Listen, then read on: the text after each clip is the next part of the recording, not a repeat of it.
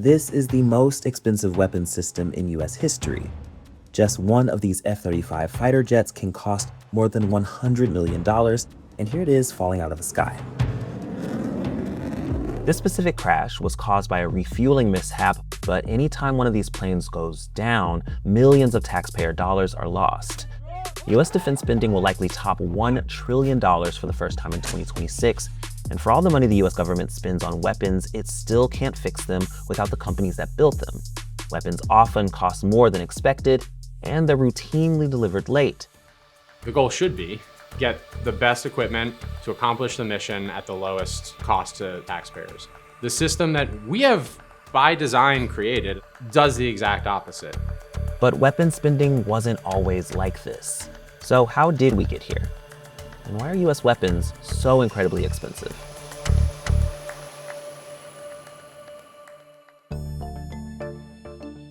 The first military contracts are even older than the Constitution, and concerns over just how much the country spends on weapons aren't new. Neither are attempts to put limits on spending. Let's go back to 1903. A new and experimental technology pointed to the future. Orville and Wilbur Wright made man's first 4 controlled flights in a powered airplane. And for 12 seconds, the Wright brothers proved that powered flight was possible. 6 years later, after flying 10 miles over Fort Myer in Virginia, the Wright brothers sold the first military plane to the US government for $30,000, about $1 million today. This leap in technology, along with investments in shipbuilding, helped drive an avalanche of spending when the US entered World War I. The rush to build came with canceled contracts, unfinished equipment, and spending that was difficult to track. In just the first weeks of deployment in 1917, the War Department signed more than 30,000 contracts worth $7.5 billion, or nearly $200 billion today. By the end of the war, the national debt had ballooned from about $1 billion to over $20 billion. Congress recognized the need for somebody to kind of be keeping tabs on all the increased spending that was going on, especially in defense. Congress created what is now the Government Accountability Office to scrutinize how defense dollars are being spent. Shelby Oakley is a director at the GAO. I would describe GAO as the watchdog of Congress. They'll give us a mandate to say, hey, please go take a look at how the Columbia-class submarine program is being executed and whether or not they're on budget, cost, schedule, and we're going to get the capabilities we expect. The same year the GAO started, Congress also mandated the president provide an annual budget for review. Weapons spending was getting increasingly expensive, and Congress stepped in to curb it. But that spending was about to skyrocket. Just 11 days after the bombing of Pearl Harbor on December 7, 1941, Congress passed the first War Powers Act, granting President Roosevelt the authority to make contracts without regard to the provisions of law. Within a month, Roosevelt started converting peacetime industries to manufacture weapons and military equipment. This, along with the Second War Powers Act, made weapons production in World War II incredibly efficient.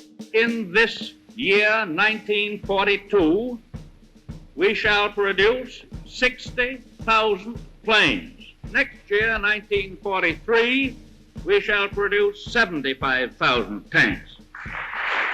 Quantity over quality, and being able to kind of pivot and turn to an industrial base to fulfill those needs was something that we were able to do in World War II. So you would have car manufacturers building tanks for us.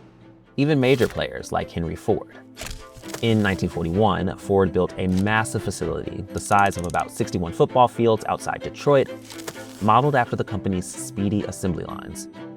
It was called the Willow Run Bomber Plant, and it could turn out one new bomber every hour. For the first time, Ford's mass production technique is applied to making bombers. Streamlined production like Ford's also made aircraft relatively cheap. A B-17 bomber cost around $200,000 in 1944.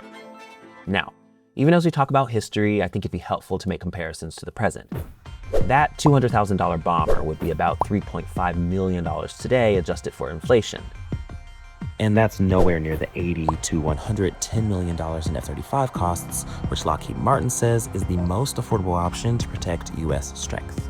We just need a lot of planes and a lot of tanks and a lot of guns, all the things. And so that kind of remained over a few decades, and then we kind of began to transition to more exquisite systems.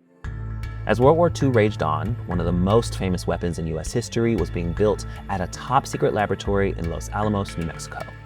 The atomic bomb redefined the limits of military weapons. Science has profoundly altered the conditions of man's life. It has extended man's freedom to make significant decisions. The Manhattan Project marked a massive undertaking. The total cost was roughly $2 billion in 1945, or about $35 billion in today's dollars. And while it wasn't the biggest expenditure in the war, it ushered in a new era of complex development in manufacturing heading into the Cold War. The efficiency that we saw during World War II had already begun to shift. Gone were the days of Ford's speedy assembly line of bombers. By 1957, tensions with the Soviet Union were rising, weapons in the US were getting more complex, and the USSR had successfully tested its own new weapon, the Intercontinental Ballistic Missile, capable of traveling more than 3,500 miles with a nuclear payload. John F. Kennedy even campaigned on a so-called missile gap, the fear that the Soviet Union was outpacing the US in nuclear weapons. They made a breakthrough in missiles, and by 1961, 2, and 3, they will be outnumbering us in missiles. Well, we found out since then that there was no missile gap at all. But when spending levels start to dip below or flirt with that 5% annual growth line, that's when we start seeing what we call threat inflation. So threat inflation is a way to consciously or unconsciously amplify danger to build support for higher military budgets. The leaders of Russia tell us their only concern is the defense of their own nation. Is this so? Or are they ambitious for world conquest? You see the reason why we are spending billions of dollars in defense production. That was just a bunch of rhetoric to goose defense spending. Wars proved pretty useful in increasing defense spending. After the collapse of the Soviet Union, Mr. Gorbachev, tear down this wall.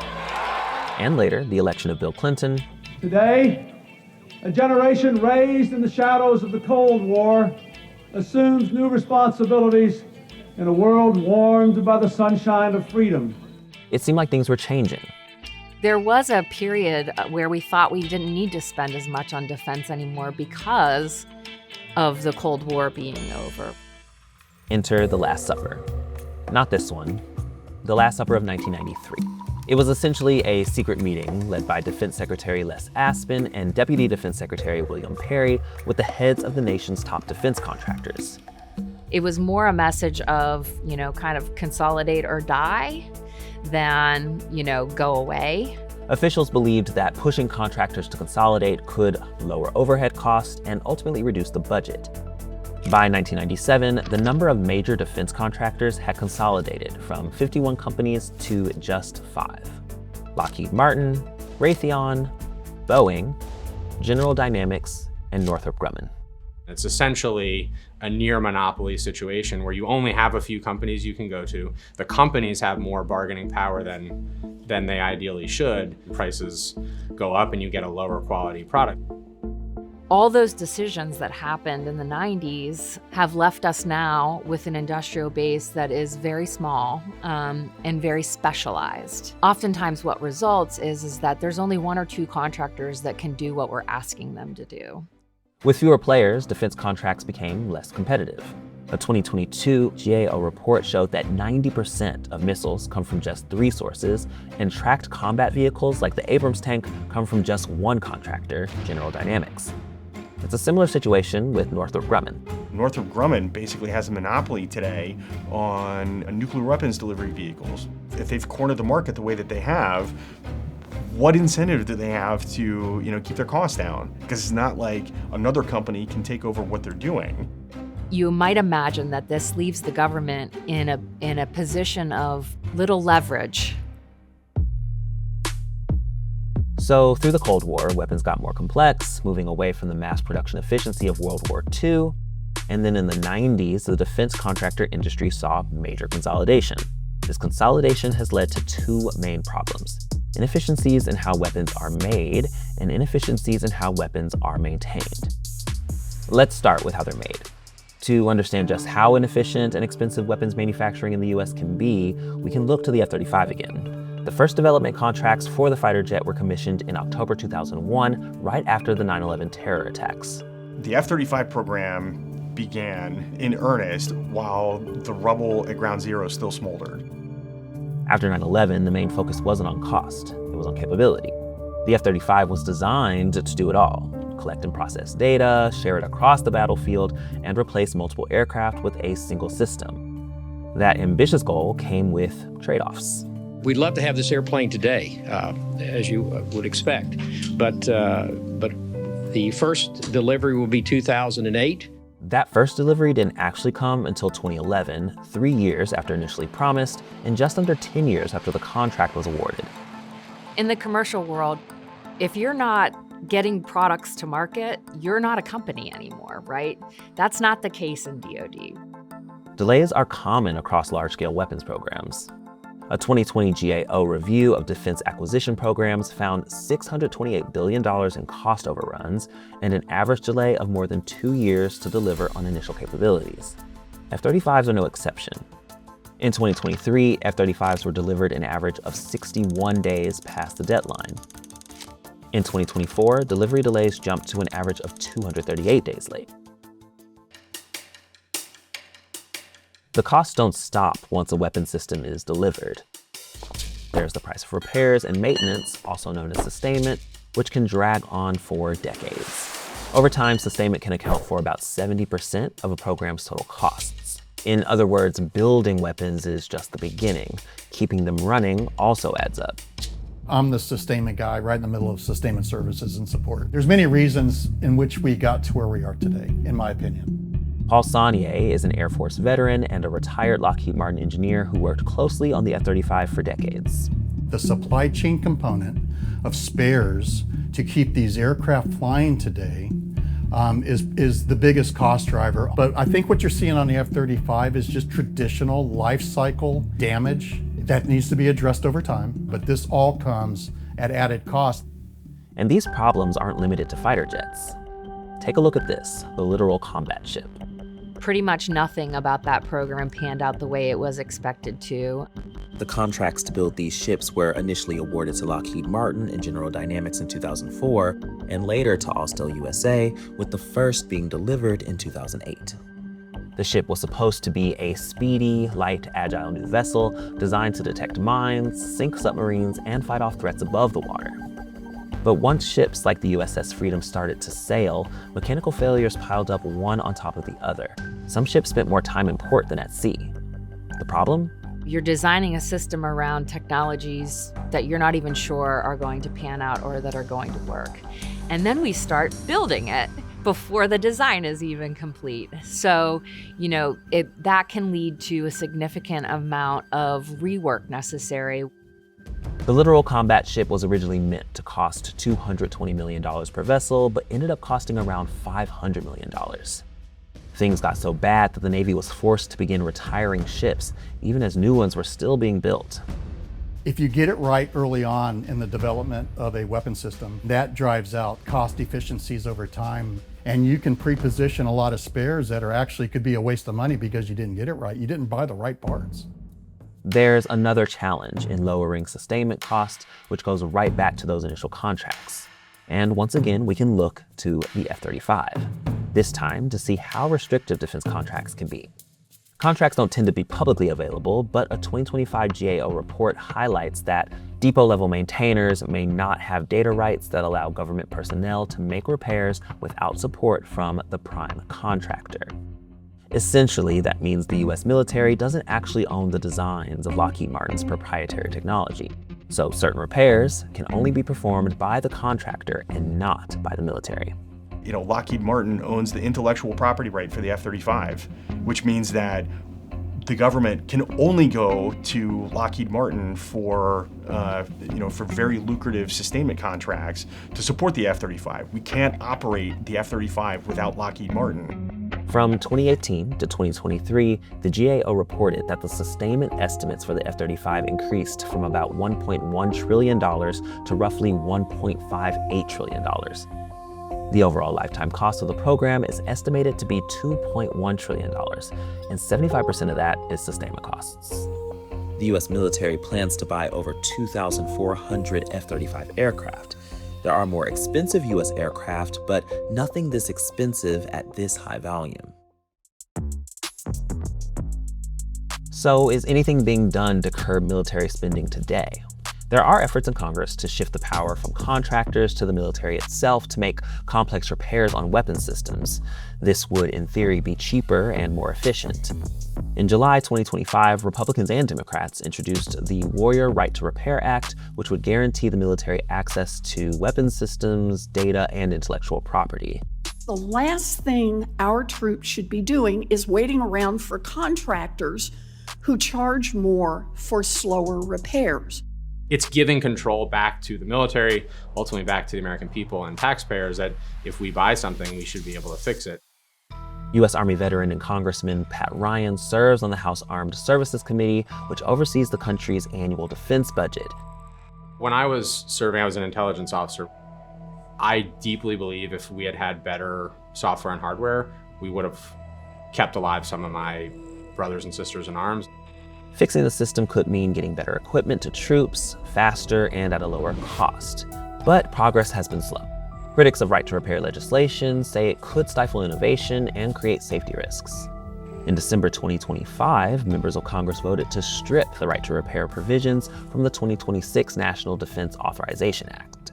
And reform efforts often run into a system that's difficult to change. Our program office, our United States Department of Defense, we always want to deliver the absolute best for the warfighters and the peacekeepers, period. And because of that, it does drive up cost. So part of the problem is also intent. The push from contractors and the DoD to build the most advanced systems possible can make them more expensive, more complex, and harder to maintain. If they don't deliver, rather than giving them more money, let's charge them penalties, for example. I introduced legislation to do that in the last defense bill, and it got blocked by the same sort of status quo forces, but we need to continue to push that forward. The White House is also pushing for reform. In April 2025, President Donald Trump signed an executive order directing the Pentagon to buy more commercial goods instead of designing custom products. And Secretary of War Pete Hegseth announced changes aimed at improving weapons procurement. The adversary I'm talking about is much closer to home. It's the Pentagon bureaucracy. At the same time, Trump has called for raising the U.S. defense budget to $1.5 trillion in 2027. We're at a really key inflection point where you have newer, younger members of Congress pushing back and really pushing for finally some systemic change here. This is my tank crew from 2007. I keep it here mostly to remind people when policymakers in Washington decide to send young Americans overseas to fight, like, this is who they send. We were basically kids. There's very few people in Washington that advocate for the 18-year-old with a rifle. There's a lot of advocates for the F-35 and for the F-47, the Columbia-class ballistic missile submarine. As Trump expands military operations around the globe, new wars could burn through resources while adding billions in supplemental defense spending. In the first 2 days of the 2026 strikes in Iran, Pentagon officials estimate U.S. forces used up $5.6 billion in ammunition. And as the Pentagon already prepares to spend more than $1 trillion on defense in 2026, the debate isn't just about costs. It's also about how that money is used and whether the system is delivering what it promises to soldiers and taxpayers. I think the debate has been set up as a binary choice. Like, if you love our military and you support our troops, you've got to back this budget. And if you don't back this budget, you're not a patriot, you don't support our troops. That is ridiculous. That should be a bipartisan thing. And I think we're starting to get there.